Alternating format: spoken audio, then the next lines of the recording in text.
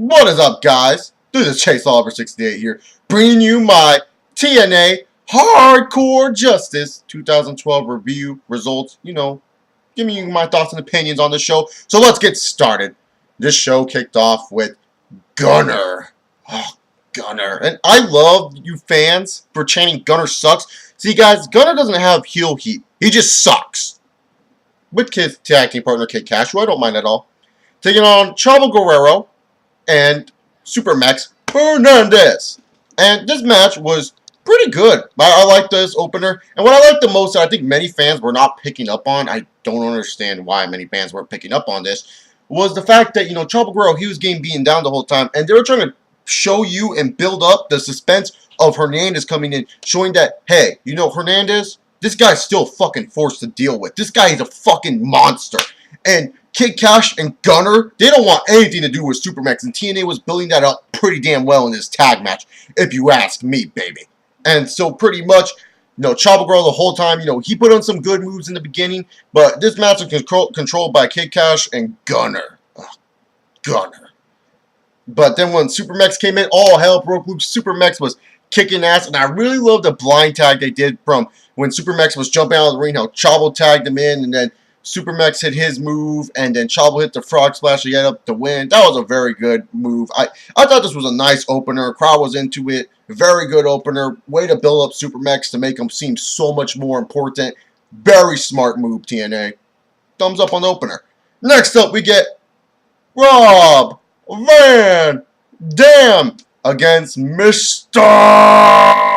Anderson.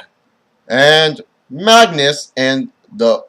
Oh, wait, Pope wasn't in this match because TNA had to use Aces and Eights to attack Pope for some reason. Why the Pope? Then again, the Pope is a guy, I guess, internet fans like, and it's cool that they attack someone internet fans like because it gets us more pissed off. So at least TNA is thinking with their brains. Maybe that's the reason why they chose the Pope, or maybe the Pope wasn't an option for this match at all. Either way, he's not going to win the Bound for Glory series. This Falls Count Anywhere match, I actually thought it was pretty decent. It was kind of sloppy at sometimes. Sometimes some of the moves got botched up. But it was pretty decent at times. I really did like how they did enforce the Falls Count Anywhere stipulation throughout the match. When Mr. Anderson would pin Magnus on the outside, or when Magnus was focusing on finishing outside. And Magnus, you gotta watch your mouth, man. No saying fuck on live pay-per-views. Come on, Magnus. You gotta watch your mouth, son. But this was a cool match. This was a pretty okay match. The ending happened outside of the ring. Makes sense to me. Where RVD does the Van Terminator on Magnus. So, to be honest, was RVD the right winner? I don't know. Because, to be honest, dude, it's like Magnus could have got the points and made this more of a competition. In my personal opinion. I think he could have made this more of a competition. But, hey, whatever. Let's just move on. And pretty solid match. I just don't know if RVD should have won. And now RVD, I believe he's like 3rd place, and Mr. Anderson is in 4th place right now. I believe so. Or he got kicked out of the placing. I forgot. Next up, we had a TV title match that wasn't announced, but they gave us some backstory at least to say how, I guess, this was formed. Devon versus Kazarian. Kazarian is one half of the tag team champions of the world, or whatever he likes to say. It was a solid match. I really did like it. I think the crowd loved it. I loved the outside interaction between Devon and Kazarian in this match. My only problem is with the whole contract situation with Devon and TNA, and does that mean Devon's staying? Because I don't mind Devon staying. I don't mind Bubba Ray or Bully Ray in this case, or Devon Dudley staying. Because to be honest, I think they do good things for the company. And Devon winning this match, I was fine with. I know a lot of people want to see Kazarian win, but to be honest, he's tag team champion, and I don't see what, other than in-ring skills, I don't see what's the big deal about Kazarian. I'm saying it now. I don't see it. I really don't. I'd rather have Devon drop that to a Rob Terry or a Magnus, for example, or hell, even Christopher Daniels, because I think he could do a better job as TV champion. Devon's reign as TV champion hasn't been pitch perfect. Nah, it hasn't been. But, I would rather see Devon as champion than Kazarian. I just don't see why fans love Kazarian so much. The guy just feels kind of plaid to me. I mean, really, to be honest, he's like a setup man. He's like that comedy joke. I don't know what they're doing with him. Next up, we got a Knockouts title match. Miss Tessmacher, beautiful as always, with that knockouts belt, facing up against Madison Rayne. And the whole Earl Hebner storyline. And why? Oh, let's talk about the match. Match itself, you know, to be honest, it really showed that Miss Tessmacher and Madison Rayne have barely any connection at all when it comes to it. Because this felt pretty damn sloppy. It didn't feel that great. In all honesty, I really thought that these women didn't do a good job tonight. That's how I felt. Not to say the match was terrible. It was passable for a pay-per-view match, but it just wasn't what you normally get from the Knockouts division. And Madison Rayne winning because of another stupid thing because of Earl Hebner, and I'm just thinking to myself, why? Because before the match, Madison Rayne had a promo. She said, "Oh, I'm a 3-time Knockouts champion. I'm a 2-time Knockouts tag team champion. I can win belts on my own," but she needed Earl Hebner's help. So pretty much you're ruining Madison Rayne's character by saying she needs help. Is that what I'm getting at? Because I don't know what they're doing with Madison Rayne, nor do I care. Because I want to see Tara versus Miss Tessmacher. Now, can that still happen? Yeah, it can. Do I think they should have let, Miss Tessmacher and Tara feud? Yeah. Do I want to see Tara win the belt next out of anyone else? Pretty much, yeah. So, as long as Tara's getting the next shot, or as Miss Tessmacher and Tara feud happens in the near future, I'm fine with it. But it's just a silly decision, in my opinion, and I don't see what they're going to really gain from this feud. This feud is just kind of awkward, if anything. It kind of feels like a Lifetime movie, but not as good. It's like one of those bad Lifetime movies. Not that I know what Lifetime movies are like, but okay, fine. I used to watch Lifetime. But anyways, moving on. We got the tables match featuring Bully Ray, the Cowboy James Storm, Jeff Hardy, and Robbie E. And Robbie E actually made perfect sense in this match when he said, "This ain't about aces and eights, it's about me. It's about the BFG series." And I'm like, wow, Robbie, you actually said something smart for once, bro. This table match, it was okay. I really did like it. I thought there were some cool spots in this match, especially with like the Robbie when he fell through the table. That was so funny. Oh my goodness! Like he put himself through the table. James Storm and Jeff Hardy, I say, were like the main workhorses of this match. Bully Ray, he kind of just like he did a lot of cool stuff in this match, but he was more on the Lee side. But James Storm and Jeff Hardy were definitely the workhorses. And then the most genius idea by TNA. All of a sudden, James Storm, it looks like he's about to lose.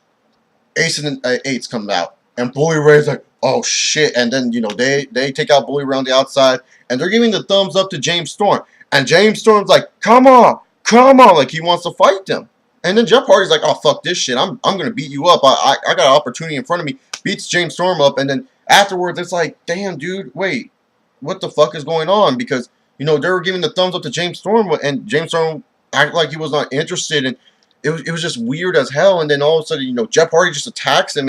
It's Jeff Hardy's, like, he obviously didn't care about Aces and Eights being there. And then Aces and Eights all of a sudden, Jeff Hardy was calling them out, and it looked like to the point where James Storm was going to, powerbomb Jeff Hardy, but then it turned out Bully Ray came in the nick of time, beat up James Storm, grabbed Jeff Hardy, powerbombed him through the table. Bully Ray gets the points, and then once again leads back to, our Bully Ray and Devon staying with TNA. Tell me if you guys think they are. I pretty much think they are after this, because why would you give Bully Ray 20 points in the Bound for Glory series if he's playing a living? Whew. Sorry, guys. It's hot here in California. It's really hot in my room. No air conditioning where I live. So I have a fan in the background. So I'm sorry I'm doing this. But anyways, speaking of people who like to, I guess, swipe themselves down, Zema Ion took on Kenny King for the X Division Championship. Pretty good matchup between these guys. I didn't think it was that bad. I thought it was a pretty good matchup between Kenny King and Zema Ion. Kenny King was obviously the crowd favorite. Everyone knows that. Kenny King has some nice little spots in this move. And I mean, in this match, but Zema Ion, like I said earlier, I didn't really care. I wasn't going to be too upset whoever won or lost, because to be honest, I think you can build up a Zema Ion and Jesse Sorensen feud a lot better with Zema Ion as X Division champion than him not as X Division champion. Kenny King, he could win the TNA X Division titles maybe in the near future, but I want to see a Jesse Sorensen and Zema Ion feud properly built up with a real meaning and purpose. That's just me. Sorry for all you Kenny King fans. I love Kenny King. Kenny King is definitely Emmett Smith. Give him the ball. But right now, that ball has to be saved for the quarterback in Jake Locker that is known as Jesse Sorensen. Sorry, just how I see it. But yeah, pretty good matchup between these guys. Next up, we got the ladder match. AJ Styles, Christopher Daniels, Samoa Joe, and Kurt Angle. Kurt Angle was getting a huge USA because of the whole Olympics ending today. If you guys didn't know who won the Olympics, USA! USA! Yeah, that's right, bitches. 106 medals, I believe we got. But anyways, moving on forward. This ladder match, there wasn't a lot of high spots where guys were diving off the ladder doing moves, but it wasn't bad. There were some nice suplexes in this matchup. We got this weird thing where Daniels was put in between the ladders. That was weird. I was like, whoa. We got some cool moments with Samoa Joe. Samoa Joe was very vicious in this matchup. Daniels was very methodical in this matchup. Angle, I would say Angle was kind of okay in this matchup. It wasn't like Angle was a star or anything, but he looked okay in this matchup. And AJ Styles, I'm not going to lie, he looked decent. He didn't look anything impressive. I think Samoa Joe and Christopher Daniels were like the stars of this matchup. And then, you know, the ending, it was pretty unique. You know, I liked how quick it happened where AJ Styles all of a sudden just jumped out of nowhere and then grabbed it and he won the 20 points. And now AJ's name is in discussion for the Bound for Glory series. And I always like that because I am an AJ Styles fan. Either way, if Samoa Joe would have won, you would have given him a little bit too much points. If Angle would have won, same case for him, he would have a lot of points. And Daniels or AJ, if they would have won, they would just be Daniels would be over that red line they were talking about, and AJ would just be barely under there. So, to be honest, I'm happy that AJ won, and yeah, that's all I gotta say. Fine decision by me. Because Samoa Joe, he's gonna win matches on Impact and at house shows. He's fine. He doesn't need 20 points to put him at like 70. Like that would just be too. And especially if Samoa Joe's winning matches on TV and stuff, like how do you believe James Storm's gonna come back? And then if you're gonna do a Samoa Joe versus James Storm, it's a match in the finals. Pretty much James Storm has to make Samoa Joe tap out. And if James Storm is going to win for the Bound for Glory series and they make him win the Bound for Glory series, would you really want Samoa Joe tapping out? No. I put it simple as that. But anyways, we move on forward to the main event. Austin Aries versus Bobby Roode. This match started out like any other Bobby Roode match, which I love, playing the mind games with the crowd. Then picks up, you know, they do some cool spots. There's some good action in the ring, great technical work, great selling. And then afterwards, you know, this was a good matchup. There, it was like very back and forth, and then they had a double finish. They did a finish where, you know, both guys lost, and so I was thinking to myself, you know, in a sense, it doesn't hurt Roode or Aries. It doesn't hurt them in any way, shape, or form. In all honesty, I was fine with this double finish. I didn't think it would have hurt either guy. I just literally thought, you know, if this was a way to take the belt off Aries and this is a way not to hurt Roode, I'm fine with it. But I wasn't chill with another matchup at the next pay-per-view. So, hey, that wasn't the case, though, because senior official Earl Hebner, who was supposed to be a fucking bad guy, comes the fuck out and says, oh, let's restart the match. And it's like, wait a minute, whoa. Earl Hebner fucked Brooke Tessmacher earlier in the night. So you're supposed to make me fucking believe that he's going to be, oh, I'm Mr. Nice Guy, let's restart the match? That is stupid. That is fucking stupid. I'm sorry to say. That is so stupid to double flip him like that. That is dumb. But anyways, Bobby Roode thinks he's TNA champion, and it was cool because Austin Aries did this suicide dive, and then he got hit by the belt, and I actually thought Austin Aries may have suffered something. He looked dead. He looked dead, and so Bobby Roode was like, oh shit, oh well, and then he just kind of throws the belt to the side, and it looked like Bobby Roode's gonna win, and it was like kind of like a gay way to like, or a lame way, I should say, of ending Austin Aries' title reign. I mean, it was kind of lame that he dives himself into the belt. That's lame. And then afterwards, you know, Aries kicks out. Roode charges after Aries. Aries goes for, you know, the roll-up. 1, 2, 3. Bobby Roode loses from his own mistakes. Good way to book a heel. Good way to book the face. Stupid way to book fucking Earl Hebner. Main complaint. But otherwise, great main event. Match of the night for me. Overall, TNA Hardcore Justice, I really did like what they did on this show. Some of the matches, I think you could have given them to someone else. But other than that, I really did like this show. I thought the show was pretty solid. You know, the matches that I suggest you check out is the ladder match in Austin Aries and Bobby Roode. The other matches are good too. They're just not on the level of those matches. If you're looking for exceptionally great matches, those are the matches you want to look for. But other than that, the other matches on the card, I thought they were pretty solid. I didn't think they were like terrible, garbage, shitty. I thought they were pretty good to okay, okay to good. You know what I'm saying? But TNA Hardcore Justice, I'm giving it actually. This might be a high for it, and I don't care because I think I've justified myself how much I did enjoy the show and how much I did like watching the show. I'm giving it TNA Hardcore Justice a B. Solid B for me is what I'm giving it. I thought they did a good job building me interested into Impact for next week. Like I said, if some of the matches ended in a different way, where let's just say Magnus would have won to make the Bound for Glory series more interesting, or maybe Robbie E won. I know I'm saying Robbie E winning, but it would have added more competitiveness for the Bound for Glory series is what I'm trying to get at. But I'm fine with Bully Ray winning. That's perfect for me because that makes me rest assured that maybe he will be still doing the TNA.